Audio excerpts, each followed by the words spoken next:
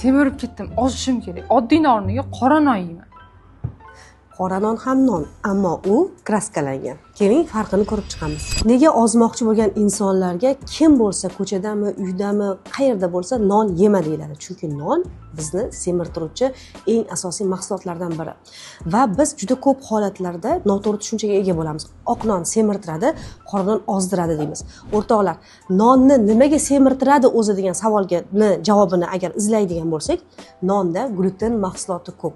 Gluten bu insonni vasvaliniyaga olib keladigan, ya'ni ichak yallig'lanishiga olib keladigan, ichak yallig'lanishi sababidan bizni yeyotgan ovqatlarimizdagi vitaminlar hazm bo'lishdan to'xtaydi.